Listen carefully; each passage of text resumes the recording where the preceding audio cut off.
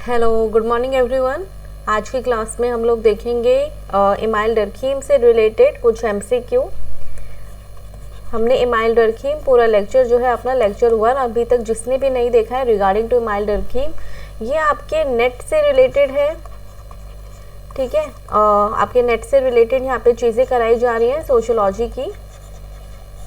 दूसरी जो लेक्चर 1 है उनको यूपीएससी वाले बच्चे भी रेफ़र कर सकते हैं।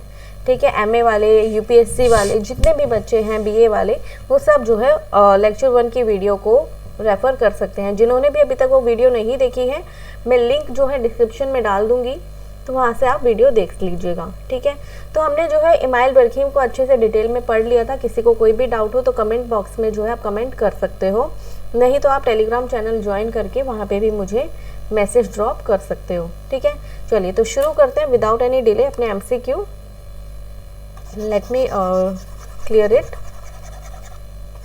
यप, तो पहले देखो आपके एमसीक्यू रहेंगे यहाँ पर, प्लस आपके पीवाईक्यूज, प्रीवियस ईयर क्वेश्चंस भी यहाँ पर आएंगे, तो दोनों जो है मिक्स है। ठीक है, चलिए तो यहाँ पे पीवाईक्यूज भी कराए जा रहे हैं आप, प्लस आपको एमसीक्यू भी यहाँ पर कराए जा रहे हैं।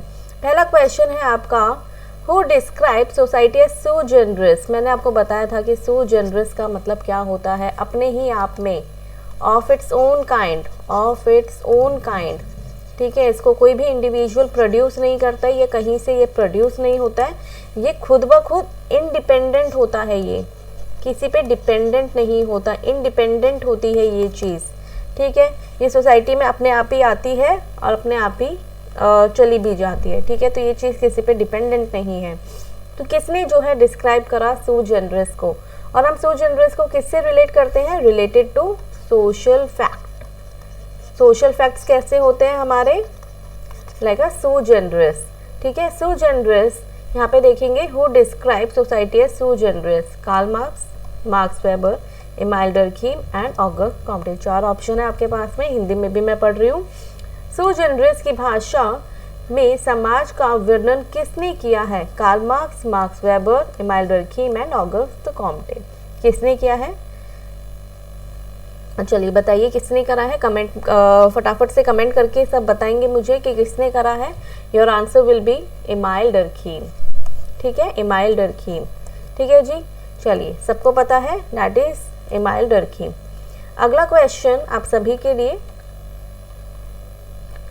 Who among the following. देखो ये बहुत से बच्चों को नहीं पता, और ये मैंने अपनी वीडियो में बताया भी नहीं था, इसलिए मैं एक क्वेश्चन जानबूझ के यहाँ पर लाई हुई हूँ, और ये आपका प्रीवियस ईयर क्वेश्चन है, ये आपसे पूछा गया है। ठीक है, who among the following used the method of concomitant variation. क्या होता है कॉनकॉमिटेंट वेरिएशन, हिंदी में पढ़ेंगे। निम्नलिखित में से कौन से सह संबंधी परिवर्तन के तरीके का उपयोग किया, किसने उपयोग किया, कार्ल मार्क्स ने, मार्क्स वेबर ने, इमाइल डरखीम ने, जॉन स्टुअर्ट मिल ने। आपका आंसर है यहाँ पर इमाइल डरखीम। अब मतलब क्या होता है कॉनकॉमिटेंट वेरिएशन का, कॉनकॉमिटेंट वेरिएशन का देखो यहाँ पे आपको पूरा डिटेल के अंदर एक्सप्लेन करा गया है। कॉनकॉमिटेंट का मतलब होता है, this method involve examining how changes in one variable correspond or vary with changes in another variable. इसका मतलब है कि जब एक चीज़ के अंदर कोई चेंज आता है तो वो किससे या कैसे रिलेट है एक दूसरे वेरिएबल के साथ में, यानी कि उनकी जो है रिलेशनशिप देखा जा रहा है कि उन दोनों के बीच में क्या रिलेशनशिप है, या क्यों एक चीज़ जो है दूसरी चीज़ की वजह से चेंज हो रही है। तो इसे हम कहते हैं कॉनकॉमिटेंट वेरिएशन। ठीक है, पहली चीज़ यहाँ पर है आइडेंटिफाई, आइडेंटिफिकेशन ऑफ वेरिएबल। उस वेरिएशन को, उस वेरिएबल को हमें जानना है किस चीज़ के वजह से। फॉर एग्जाम्पल कि आपकी जो पढ़ाई है, ठीक है, पढ़ाई कर रहे हो, आपकी पढ़ाई के अंदर कुछ कुछ चेंजेस आ रहे हैं, ठीक है, या पढ़ नहीं पा रहे हो, आपको कोई दिक्कतें आ रही है, तो आप उनका निवारण देखोगे ना कि क्यों वो दिक्कतें आ रही हैं आपकी पढ़ाई के अंदर, क्या रीजंस हैं, कौन से ऐसे फैक्टर हैं जो आपकी पढ़ाई के अंदर या स्टडी के अंदर जो है आपको दिक्कतें ला रहे हैं। तो आप आइडेंटिफाई करोगे वेरिएबल को जिस वजह से आपकी पढ़ाई के अंदर जो है चेंजेस क्रिएट कर रही हैं। ठीक है, पहली चीज़ ऑब्जर्वेशन ऑफ चेंजेस करेंगे हम। एस्टैब्लिशिंग रिलेशनशिप के उन दोनों के बीच के अंदर रिलेशनशिप क्या है, क्यों चेंजेस आ रहे हैं, रिलेशनशिप जानेंगे, फिर कैजुअल इन्फ्रेंस हम लोग इसके बीच का देखेंगे। ठीक है, तो सिर्फ आपको एक चीज़ याद रखनी है कि कॉन्कॉमिटेंट वेरिएशन क्या होते हैं। It's nothing but relationship between the variable, relationship between the variable, यानी कि क्यों एक वेरिएबल चेंज हो रहा है दूसरे वेरिएबल की वजह से। ठीक है, सिर्फ आपको इतना ही जानना है कॉन्कॉमिटेंट वेरिएशन। और दूसरा क्या जानना है कि किसने ये जो है आपको कॉन्सेप्ट दिया, ये मेथड जो है आपको किसने दिया। Your answer will be Emile Durkheim. ठीक है, तो इसको कोई नहीं भूलेगा, कॉन्कॉमिटेंट वेरिएशन किसने दिया हमें, इमाइल डर्खीम ने। It's your previous year question. चलिए अगला क्वेश्चन है आपका, who suggest that God is society divinised. मतलब क्या है, किसने सुझाव दिया कि भगवान समाज का देवीकृत स्वरूप है। Option number A Karl Marx, option number B Max Weber, and C Auguste Comte, and D Emile Durkheim. Your answer will be Emile Durkheim. ठीक है, your answer will be God is society divinised. Your answer will be Emile Durkheim. Hindi में यहाँ पे देखेंगे थोड़ी सी explanation. Email डर्खीम ने सामाजिक, सांस्कृतिक और धार्मिक विवादों पर अपने काम में सामाजिक एकता और धर्म के संबंधों का अध्ययन किया है। इन्होंने सुझाव दिया कि जो कुछ भी लोग भगवान या पवित्र आइडेंटिटी के रूप में पूजते हैं, वास्तव में वह समाज की सामूहिक चेतना और मौर्य शास्त्र का प्रतिनिधित्व करते हैं। तो क्या है यहाँ पर आंसर आपका, दैट इज इमाइल डर्खीम। ठीक है जी, किसी को कोई भी कंफ्यूजन। आगे चले क्वेश्चन नंबर, अगला question, who classified religion and magic as sacred and science as holy. किसने बोली है ये बात, किसने धर्म और जादू को पवित्र और विज्ञान को अशुद्ध के रूप में विकृत किया है। A Karl Marx, B Max Weber, C Emile Durkheim, and D Bronislaw. देखो जब हम MCQ करते हैं या PYQs करते हैं, क्योंकि हमारा पेपर जो है इसी पैटर्न के अंदर रहता है ना, तो जब हम MCQ और PYQ सॉल्व करते हैं तो बहुत सी चीज़ें जो भी हमें नहीं पता होती हैं वो भी चीज़ें हमारे दिमाग में क्लियर हो जाती हैं धीरे धीरे। तो MCQ करना तो मस्ट है कि आपको MCQ करने ही करने चाहिए, और आपको करने भी पड़ेंगे। अगर आपको पेपर क्लियर करना है तो करने पड़ेंगे, there is no other option. ठीक है, तो MCQ की क्लास जो है आप अच्छे से देखो, समझो उनको, और खुद से भी जो है चीज़ें प्रैक्टिस करना शुरू करो। चलिए, your answer will be Emile Durkheim. हमने पढ़ा था कल की क्लास में कि इमाइल डर्खीम जो है सैक्रेड और प्रोफेन की बात करते हैं। ठीक है, चलिए अगला क्वेश्चन है आपका, What is Emile Durkheim often referred to as in the field of sociology? क्या बुलाया जाता है Emile Durkheim को in the field of sociology? A. Father of Marxism, Father of Sociology, Father of Psychology, and Father of Anthropology. तो your answer will be Father of Sociology. इनको जो है Father of Modern Sociology बोला जाता है, Father of Modern Sociology हम बोलते हैं। ठीक है, फादर ऑफ मॉडर्न सोशोलॉजी बोलते हैं। और फादर ऑफ सोशोलॉजी आप किससे बोलते हो, फादर ऑफ सोशोलॉजी हम बोलते हैं कॉम्टे को। ठीक है, कोई भी कंफ्यूजन अगर आपसे पूछा जाता है फादर ऑफ मॉडर्न सोशोलॉजी कौन है, तो your answer will be Emile Durkheim. ठीक है जी, चले question number 2, Which of the following is a key concept? Which of the following is a key concept in Durkheim's sociology, referring to the degree of integration and regulation in a society? एक बारी हिंदी में read करेंगे question को, let me all clear it. चलिए हिंदी में पढ़ेंगे एक बारी। इमाइल डर्खीम की समाजशास्त्र में समाज में एकीकृतता और नियंत्रण की डिग्री को क्या कहा जाता है? Your options are anomie, option B alienation, C dialectics, and D utilitarianism. क्या बोला जाता है, हमने पढ़ा था अपने जब हमने कल अपनी क्लास ली थी तो क्या था आपका आंसर, दैट इज एनॉमी। जहाँ पे रूल्स एंड रेगुलेशंस कैसे होते हैं, नॉर्मलेस, यानी कि सोसाइटी के अंदर क्या आना शुरू हो जाता है, सोसाइटी के अंदर एनॉमी आनी शुरू हो जाती है। क्यों एनॉमी आनी शुरू हो जाती है, जब रूल्स और रेगुलेशंस या फिर नॉर्मलेस सोसाइटी होती है। नॉर्मलेस, आपको जो रूल्स एंड रेगुलेशंस हैं वो बार बार चेंज हो रहे हैं, आपके नॉर्म्स बार बार चेंज हो रहे हैं, ठीक है।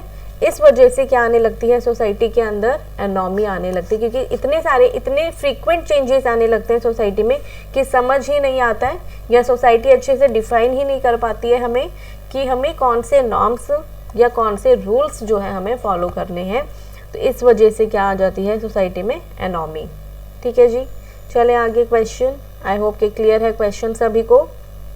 Question number 3, Durkheim's study of suicide identified different type of suicide. हमने यहाँ पे डिफरेंट टाइप ऑफ सुसाइड कल पढ़े थे।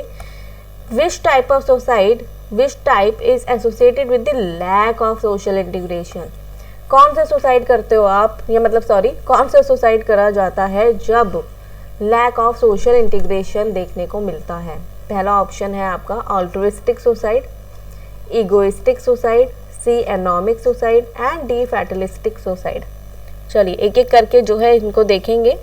ऑल्ट्रुइस्टिक सुसाइड कब होता है, जब आपका बॉन्ड विद द सोसाइटी बहुत ज़्यादा अच्छा होता है, जब आप किसी और चीज़ के लिए, यानी कि सोसाइटी के लिए, कि अपने प्यार के लिए, जब जो है अपने के लिए, आपका जो बॉन्ड के लिए, आप अपने रिलेशन के लिए जब कोई सुसाइड करने को तैयार हो जाते हो, दैट इज़ कॉल्ड ऑल्ट्रुइस्टिक सुसाइड। इसका सबसे अच्छा एग्जाम्पल है जो भी हमारे जवान होते हैं, बॉर्डर पे खड़े होते हैं, आर्मी पर्सन होते हैं, जो हमारे देश की सेवा कर रहे होते हैं, जब वो अपनी जान देते हैं तो उन्हें हम बोल सकते हैं ऑल्ट्रुइस्टिक सुसाइड।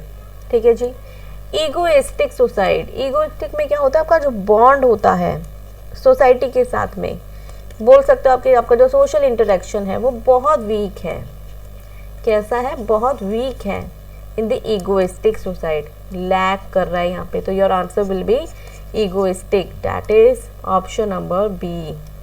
ठीक है, चले सी ऑप्शन अभी आपको बताया। एनॉमिक सुसाइड क्या होता है, जब जो है सोसाइटी आपको नॉर्म्स नहीं बता पाती है अच्छे से।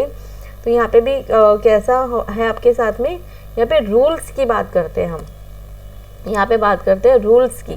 जब रूल्स जो है बहुत वीक है, रूल्स बहुत वीक है यहाँ पर।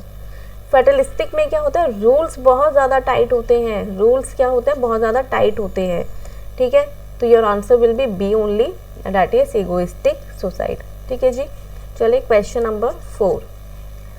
इन Durkheim's theory what does the term collective conscience refers to. Durkheim के सिद्धांत में सामूहिक संज्ञान शब्द किस पर आधारित है। पहला ऑप्शन है आपका shared values and belief of a society, option number B economic interest of a individual, option number C political ideologies and option number D technological advancement. तो कल भी हमने पढ़ा था कि कलेक्टिव कंसाइंस में हमने क्या देखा था, मोरल्स एंड वैल्यूज की बात करते हैं हम लोग यहाँ पर। तो your answer will be nothing but shared values and belief. ठीक है, चले आगे। अगला क्वेश्चन है आपका question number 5। Which work by Durkheim explore the functions of religion and its role in maintaining social cohesion। Hindi में एक बारी रीड करेंगे। डर्कहाइम के सिद्धांत में धर्म और इसके सामाजिक समृद्धि में भूमिका का अध्ययन किस पुस्तक में किया गया है, आपको बुक बतानी है।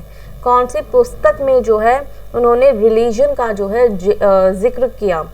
ठीक है, तो क्या आंसर होगा आपका, A Communist Manifesto, option number B Wealth of Nation, option number C the Protestant Ethics and the Spirit of Capitalism and option number D Elementary forms of religious Life. देखो कल वाले लेक्चर में मैंने आपको books कराई थी। आपको books जो है हमेशा आपको एक पैटर्न में मिलेगी, यानी कि क्रोनोलॉजी के अंदर मिलेगी। ताकि आपको खुद से जो है क्रोनोलॉजी में ना लगानी पड़े, वहाँ पे आपका थोड़ा सा टाइम बच जाए। और जब आप एक क्रोनोलॉजी में ही बुक पढ़ते हो ना, क्योंकि क्रोनोलॉजी के अकॉर्डिंग ही बुक पूछी जाती है आपके नेट एग्ज़ाम के अंदर, ठीक है। तो ये बहुत ज़रूरी है कि आप हमेशा बुक्स को क्रोनोलॉजी में ही पढ़ो, ठीक है। तो आपको सारी बुक्स जो है, मैंने आपको कल 15 बुक्स कराई थी रिलेटेड टू इमाइल डर्कीम, और उनमें से एक बुक थी आपकी D option, that is elementary forms of religious life, ठीक है। तो ये बुक जो है किसने लिखी है? इमाइल डर्कीम ने, और ये बुक रिलेटेड है टू योर रिलीजन। तो आपको पता होना चाहिए ऑप्शन नंबर डी। कब लिखी गई ये बुक? कौन कमेंट करके बताएगा कब लिखी गई ये बुक? तो योर आंसर विल बी 1912 के अंदर ये आपकी किताब लिखी गई थी, ठीक है जी। चले आगे।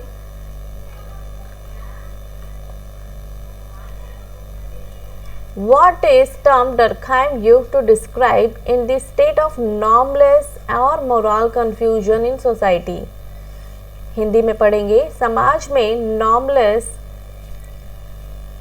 या नैतिक भ्रांति की स्थिति को वर्णित करने के लिए डर्कहाइम ने कौन सा शब्द प्रयुक्त किया है?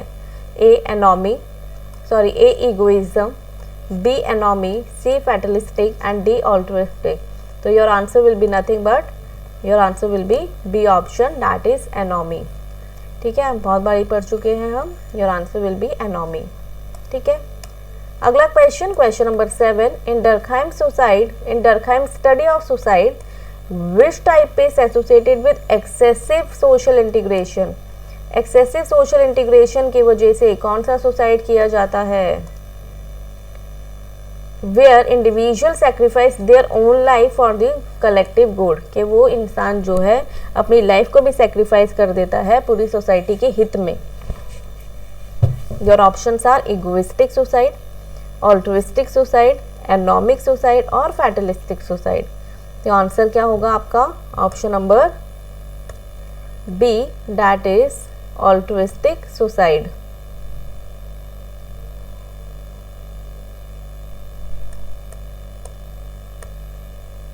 Your option is B, altruistic suicide। ठीक है जी। अगला question, question number 8। Question number 8 देखेंगे। Durkheim proposed that religion serves to reinforce social cohesion. What term did he used to describe the sense of unity? कौन सी term उन्होंने use करी थी sense of unity के लिए एंड सॉलिडारिटी के लिए? That individual experience in the religious community. Hindi में एक बारी रीड करेंगे। डर्कहाइम ने प्रस्तुत किया कि धार्मिक सामाजिक समृद्धि को मजबूत करने के लिए कैसे सेवा करता है। व्यक्तियों को धार्मिक समुदाय में एकता और एकता की भावना को वर्णित करने के लिए वह कौन सा शब्द प्रयुक्त करते हैं? Option number A, anomie, option number B, collective conscience, and B, C, egoism, and D, utilitarianism. क्या आंसर होगा सभी का यहाँ पर? Your answer is, that is B option. Your option is collective conscience. क्या कर रहा है रिलीजन? सबको इकट्ठा करने में हेल्प कर रहा है, सबको एकजुट रखने में मदद करता है। That is collective conscience. Morals और वैल्यूज हमारे यहाँ से निकल कर आते हैं। ठीक है, your answer will be option number B. ठीक है, चलिए question number 9, which of the following did Durkheim identify as the major form of social solidarity in modern industrial society? कौन सा मेजर फॉर्म हमें देखने को मिलता है सोशल सॉलिडारिटी का मॉडर्न इंडस्ट्रियल सोसाइटी में? हमने कल भी देखा था। Characterized by the interdependence and specialization. Hindi में रीड करेंगे। डर्कहाइम ने आधुनिक औद्योगिक समाजों में सामाजिक समृद्धि के रूप डर्कहाइम ने आधुनिक औद्योगिक समाजों में सामाजिक समृद्धि के मुख्य रूप को क्या पहचाना? A, mechanical solidarity, B, organic solidarity, C, functional solidarity, and D, solidarity of interest. तो यहाँ पर कौन सा होता है आधुनिक के अंदर? आपका मॉडर्न के अंदर दैट इज ऑर्गेनिक सॉलिडारिटी। यहाँ पे आपका हो जाएगा आर्थिक सॉलिडारिटी की बात करता है बात करते हैं आपके इमाइल डरखीम। ठीक है जी। ऑर्गेनिक सॉलिडारिटी के कल हमने करेक्टर देखे थे। कैसे सोसाइटी होती है? लार्ज सोसाइटी होती है, ये लार्ज सोसाइटी होती है। हाईली इंटरडिपेंडेंस होती है, highly interdependence on each other, highly interdependence होती है। दूसरी क्या चीज़ होती है? मॉडर्न होती है ये सोसाइटी, मॉडर्न होती है ये सोसाइटी। ठीक है, इंडस्ट्रियल सोसाइटी होती है, मॉडर्न सोसाइटी होती है। तो ये सारे करेक्टर हमने यहाँ पर देखे थे। ठीक है जी, चले आगे। क्वेश्चन नंबर 10 एंड ये है आपका आखिरी क्वेश्चन आज का। Question number 10, What does Durkheim refer to as a social fact that constrain and shape individuals' behavior in society? बताइए, एक बार हिंदी में भी पढ़ रही हूँ मैं। डरखाइम ने व्यक्तियों के व्यवहार को प्रतिबंध और आकृत करने वाले सामाजिक तथ्य को क्या कहा है? A. Social construct, B. Moral principle, C. Material conditions and D. External constraint. तो your answer will be that is external constraint। कर हमने करेक्टर देखे थे, करेक्टर देखे थे किसके? सोशल फैक्ट के। जिन्होंने भी कल की वीडियो नहीं देखी है, मैं लिंक में डिस्क्रिप्शन में आपके लिए लिंक प्रोवाइड कर दूंगी, आप वहाँ से जो है लेक्चर 1 इमाइल डरखीम को देख सकते हो। लेक्चर 2 आपका जो है लेक्चर 2 बहुत जल्द आएगा, रिलेटेड टू योर टालकोट पासन या फिर कोई भी सोशियोलॉजी ऑर्गन्स कॉम्प्टे भी हो सकते हैं। जैसा भी रहेगा I will inform you on the YouTube channel. Thank you so much for listening and thank you so much. और आप इसी तरीके से अच्छे से पढ़ते रहो और अपना एग्ज़ाम क्लियर करो, मेरा यही मोटिव है। Thank you so much.